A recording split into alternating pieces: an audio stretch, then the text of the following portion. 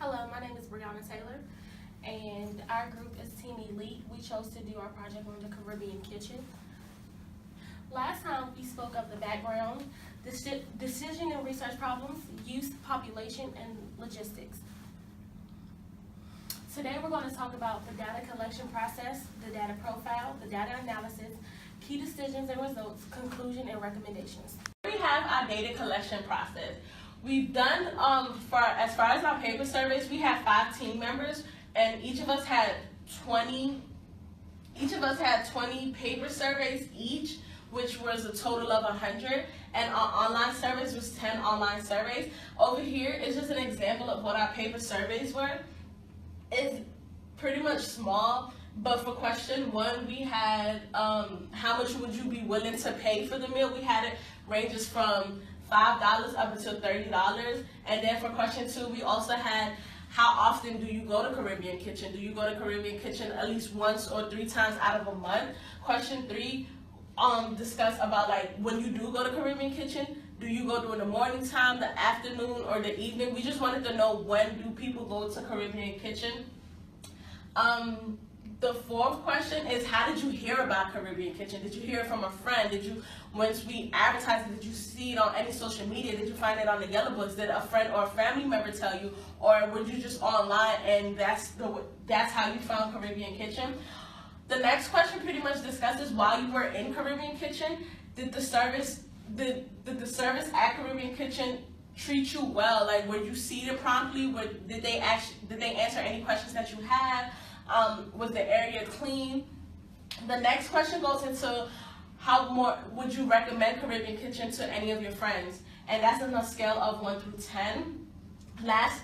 Then next we have the genders. We want to know who out of the genders, which one goes more? Is it the males or the females? Next, we also wanted to know as far as like what type of people go to Caribbean Kitchen.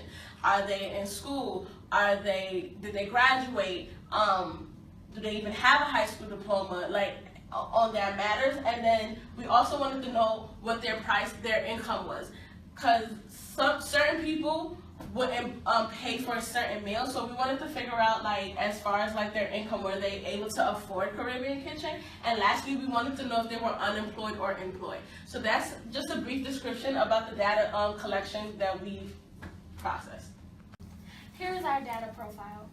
Out of all of the 100 people we interviewed, there were 58% male and 42% female. Their education levels range from high school all the way up to bachelor degrees. The age range from 18 to 45. We had income levels starting from $15,000 all the way up to $75,000. And out of all of the people, there were 76% employed and 24% unemployed. Sorry. I'm Shadara Alexander, and I'm going to be talking about the data analysis. So here we have our Excel spreadsheet, which is basically our collection of the results from our surveys. And we use the Excel sheet to get a better understanding of the results, and we can better further use the results. As far as our first research problem, it was measuring the appearance of the overall establishment. And we can see that the appearance has nothing to do with the time of the visit. Visits were fairly high, and the appearance didn't really matter either way. They didn't care what it looked like on the inside or the outside. The second decision problem was to determine the effectiveness of the current advertising factors that are being used. And from our surveys, we got that advertising as well had no effect on whether or not they went to the Caribbean, people went to the Caribbean Kitchen.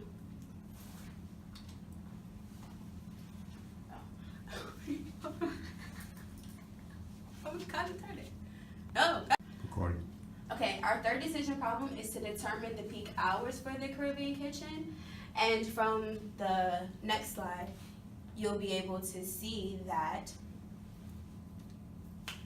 the best times of the day to go to the Caribbean Kitchen would be the evening. Here you see that our biggest block is the evening. Nobody really visited in the morning, and our peak times were in the evening as well, and this part here would be in the evening. So the best time to go would be in the evening from the survey results. That's it. All right, my name is Dayton Smith. I'll be going over the key results and decision problems. As a team, we all went to the Caribbean Kitchen, And the decision problems that management had was basically increasing restaurant traffic, should the advertising campaigns be evaluated and or changed, and the time of visits. When it comes down to the key results, basically by increasing the restaurant traffic, we came up with the conception that measuring the overall appearance of the establishment was one of the most important parts of increasing the restaurant traffic. As if when you go to the Caribbean Kitchen, the first thing you would notice is that the outside of the appearance of the Caribbean Kitchen doesn't look that good. The inside, it really doesn't look that good. So most time when you go to a restaurant, you want to go to an area where you will feel comfortable, a place where you feel welcome, a place that you will feel warm. And as if when you go to the Caribbean Kitchen, the overall atmosphere just isn't as good as most of the other restaurants that are located in the area of the Hopewell, Petersburg, Colonial Heights, and Petersburg areas. One of our next decision problems was, should the advertising campaigns be evaluated and or changed? Yes, absolutely. We feel as if the campaign, the factors should be changed, because the management, he described to us many times that he only uses Facebook to reach out to his customers. And if you want to reach out to your customers just like other restaurants, you should use things such as Instagram, Facebook, you should use Twitter, and to reach out to your elderly, people that are over 40 plus that don't use social media, we advise them to use things such as Yellow Pages. You should do fundraisers. There are so many different ways that you can reach out to your customers that are over the age of 40, because people over the age of 40, maybe 65 to 70% of these individuals on the surveys prescribed that they did not use social media. And our next decision problem was time of visits. We learned that the Caribbean Kitchen opens at 9 a.m. and approximately 80% of the surveys stated that they usually come in the afternoon through the evening. And as a restaurant, we learned that you can lose a lot of money off opening a business at 9 a.m. when your peak hours don't start until at least 2 to 5 p.m. Hello, my name is Emeka Onyeroma. I'm part of Team Elite, and our conclusions and recommendations are as follows. We believe that Caribbean Kitchen has done variously well with their word-of-mouth campaigns as well as Facebook, but we also believe that to really step into a new age, you have to be able to find new ways to contact your consumers and really gain a new audience. So we believe that by creating an Instagram account, you're able to show your customers a visual of what your Caribbean Kitchen's food actually looks like, which will really entice them to really want to share that with their friends and or other future customers as well, to gain a broader base of customers. Our next step would be a college night, to really, because one of the main things he also stated was that he really wanted to really target VSU students. So we thought of that by implementing a college night, by giving students a 10 to maybe 15% discount on their meal, you're inviting a bunch of VSU students to come to your establishment and to be able to say good things about your establishment and or just to bring a better and broader base. And lastly, participation on campus activities such as homecoming.